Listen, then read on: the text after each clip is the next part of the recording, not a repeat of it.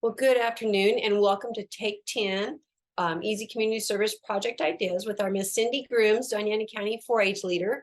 Cindy, I'm gonna let you take over and you just tell me when you want me to advance the slides. It's a good thing I'm not teaching a class on how to use Zoom because I would fail miserably. So let's see if we can get through this for 10 minutes without me messing up things. So if you can advance the slide now, we will get started. Thank you everybody for coming and for joining me for the next 10 minutes to talk about community service. We know that our pledge says we pledge our hands to larger service for our clubs, our communities, our countries, and our world. And that has a lot of different meanings to a lot of different people, which is fine. But one of the first things that we need to do before we start talking about community service activities is kind of show the difference and have an understanding of the difference between 4-H promotion, 4-H community service, because in judging record books, I see a lot of promotion items actually coming in and being used as community service when really promotion is more helping 4-H and supporting the 4-H program than it is helping those outside in our communities, in our states and countries and worlds. So I have some information there that you're welcome to go through. If you have questions at the end, please ask. If you have questions as you start trying to read it and do more with it, my phone number and my email is on the front, and you're welcome to call me or text me is the best way, and I'll text you back or call you back. So one of the best things to try to do if you're gonna do some 4-H promotion and you're gonna do community services to try to do a combination. And some of the community service projects that we're going to talk about today, you could promote 4-H along with what you're doing, and you just have to list it separately in your record keeping in your record book. So if we move on, I have two different clubs. I have a regular club that meets once a month, and then I have a after school club. And so we do two very different kinds of community service through both of those. The biggest one and the one that I'm going to speak mostly on today is what we do in our normal club. And so my goal is to have a community service project almost every month that we have a club meeting. There are some exceptions in May and June when we're wrapped up in getting contests done and ready and practiced. Sometimes we don't in those months. But basically we try to do community service as part of our club meeting every month. That does a couple of things. It keeps us from having to have a second meeting or gathering on everybody's schedule to do community service. It makes sure that everybody that's active in the club gets an opportunity to participate. And in the long run, a lot of times the club community services, though they meet a very important purpose, they are not as involved and not as intensive as some of the others. So that's not how you have to do it, but just that's my perspective as I bring forward to you these activities. One of the most important things to me is that the kids have an active hands-on, use your hands service learning part of community service. And that sometimes isn't possible or doesn't seem possible when you're saying, let's have a canned food drive or let's have a pet food drive. Then it's so easy to have mom pick up the stuff when she's at the store, hand it to you as you get out of the car, you walk in and you set it on your table and you get to count it as community service. We all do it. I still do it for my grandkids, but really my goal is to have the kids feel a little bit more involved and part of the program or the process and project than that. So a lot of the activities that we're going to talk about, you'll see where that ties in and how you can do that. So moving on to the next slide, please, Cheryl. The first two that I talk about are ones that you could implement even in November, as early as November, because they're very easy to do. One would just be a canned food drive or participate and collect canned goods for an already existing canned food drive. The second would be to have your club put together a Thanksgiving food basket. That one actually is a 2-month process because everybody volunteers or figures out what they're bringing, like in October, to bring it to the November meeting. So that one you have to plan ahead a little bit.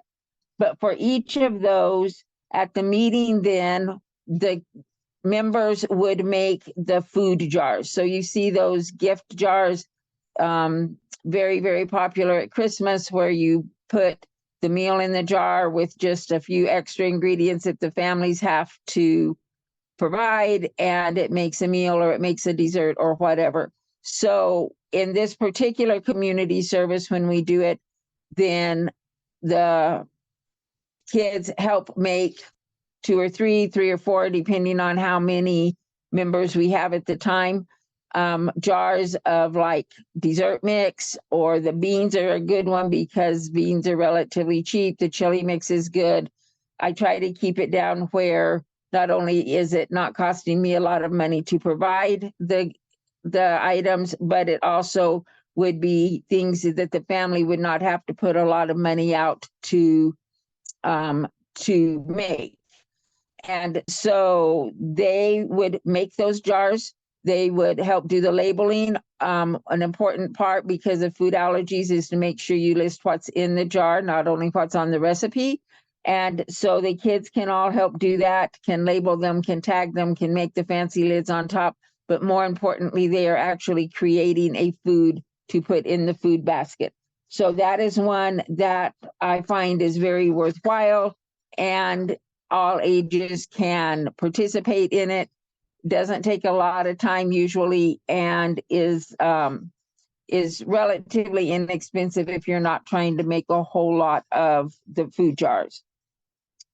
Then also in May is Step Out Hunger Day, and that's a postal service community service where they ask you to put food cans in your mailbox.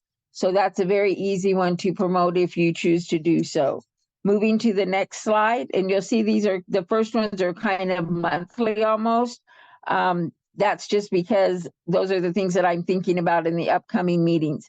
But our next one is doing like Toys for Tots, or the angel trees, where the people pick the child's name off the tree and then provide what they are requesting. So for both of those, again, I want the kids to be part of it. I want them to experience the shopping and the thinking about, would this be something somebody liked? Is it within the budget, whatever. So for that one, I just take the computer, pull up Amazon. The parents give them a budget to shop for as either a family or as individuals.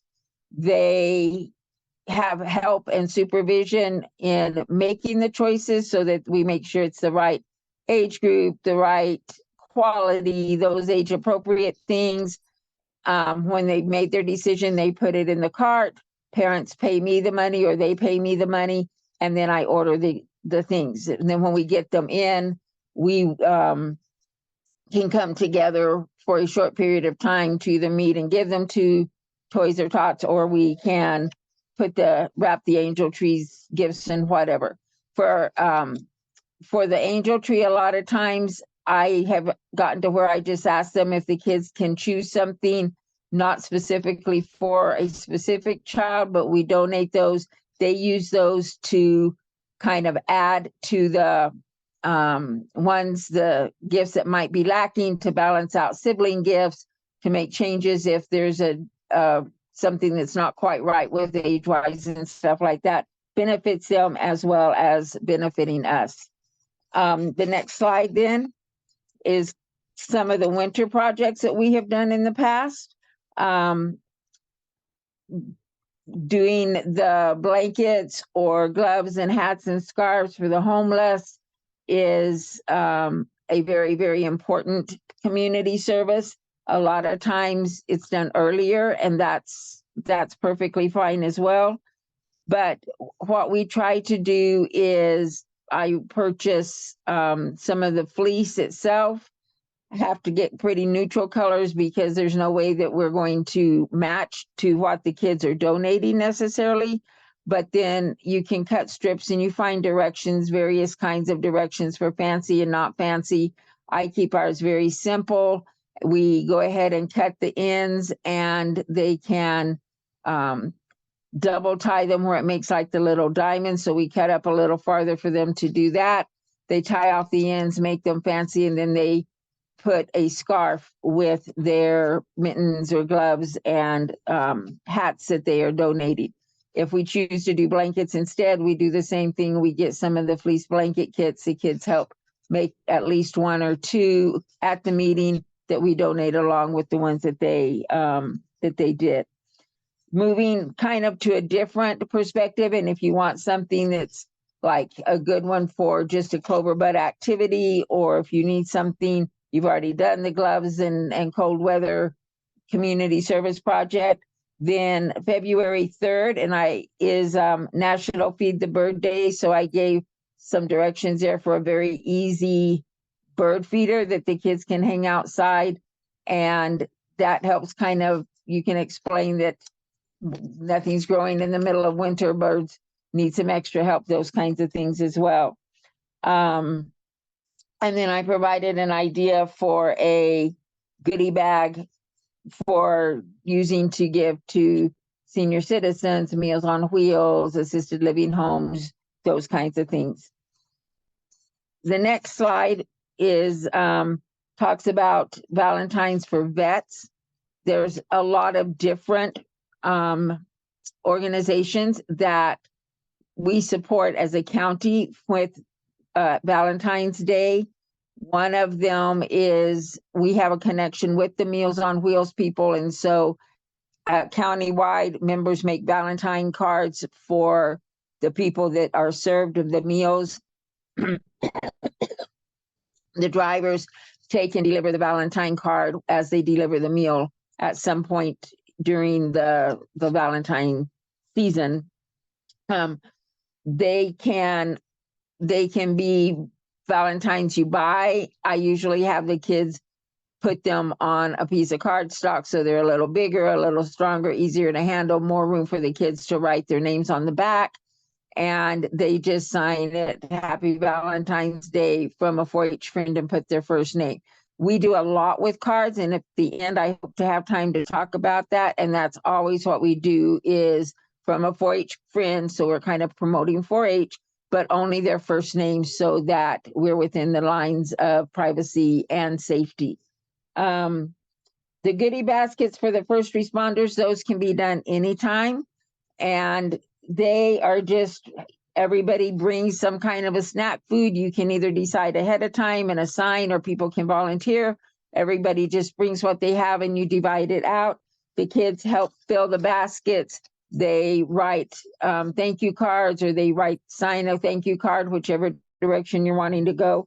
And then the important part of that is we hand those back to the members with directions of which station or which building they're supposed to deliver back to, so that they are actually delivering as a family, or maybe two families together, the baskets to whoever we made them for. And I think that's important, that they actually see these go to people and see how much they appreciate it, as well as those people seeing our kids and who made them.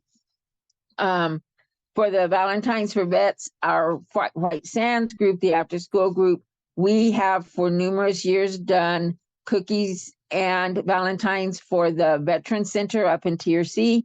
We actually do it as a program from infants up through high schoolers, make some kind of a Valentine, teachers turn it into a Valentine, whatever, to service those people that are at the center. And then our older kids help the younger kids make cookies, and we provide 2 cookies, a sugar cookie and a chocolate chip cookie for each of the residents at the center. So that's kind of a way you can add on to it if you want to add something more than just doing the cards for that program. The next slide brings us to Read Across America, which is in March. That is also Dr. Seuss's birthday. So you will see there that I have done something for both. Again, collecting books, finding somebody to donate them to. If your battered woman shelter allows children in, that's a good place. Homeless centers where the kids need something to do, that's a good place. We have a preschool here in town that services children that are struggling at home or that parents might not have a home right then. So as a county, we support that. But a book drive, and then there's some directions for how you can make just a little drawing pad or notebook that the kids again are helping with, that the kids can sit and color in or draw in or whatever. Dr. Seuss's birthday is March 2nd, so we always have a celebration of Dr. Seuss's birthday in my after school program. And our 4-Hers starting at third or fourth grade, whenever they very first start 4-H, clear up through the kids that are still out here in middle school, go to our child care center, and we do Dr. Seuss Day activities. So I gave some quick directions for how to make like a Dr. Seuss hat. The kids color it, you staple it on their head, they think it's great. And then when everybody has their hat, you can sing happy birthday. You can do some other activities, however your time allows. One of the most important things is that the kids can read then to the younger kids and actually share some of the Dr. Seuss books with them. You just have to be careful of how long the book is and whether it is age appropriate as far as length and words for that age child. So as adults, we need to step in and make sure that's that. Next slide. April is a month of the young child. And so there should be numerous activities going on in your communities that you could maybe become part of or piggyback on to actually have an opportunity to set up a station, perhaps in the park or at another activity that's going on, and let the kids come to your table and actually do some kind of an activity. I listed a couple, 3 there that are easy, that are cheap, that don't take very long because parents don't mind the kids doing things. What they mind is that it takes a long time or that it's messy. And so I listed a couple, 3 things there. For a long time, the county partnered with Barnes and Noble, and in October, we would go in and help the kids decorate pumpkins and read to them about harvest and those kinds of things. So that's another avenue you might pursue if you want to look for something, someplace to take the kids. And then I gave directions for a very easy go fish or matching game that the kids can make at a meeting, bag them up, maybe make a little box, put them in a box, whatever. And then you can take them to a preschool or a kindergarten room or something like that, where the younger children can use them. And that's another way that the kids are involved with and part of doing the community service. So I think I'm almost already out of time. Is that right? Hello? Yes, just go So ahead the- and finish. You're good. If Okay, people stayed on, okay. if they can, if they need to get off, they can watch the recording. So just whatever fits. Okay. So then the next slide, if you would please, Cheryl. It just lists some other activities. First of all, even talking fast, I just barely got through the ones that I had outlined. And also, we wanted to give the opportunity for everybody that's listening to tell us some of their community service ideas, or at least put them in the chat if you are comfortable doing that. And that way we will go ahead, and when we get that information, I'll update the PowerPoint to include what you all put in before you send it out, if that's okay, Cheryl. Yes, we can do that. Thank you, Miss Cindy. I sure appreciate your time and all your wonderful ideas.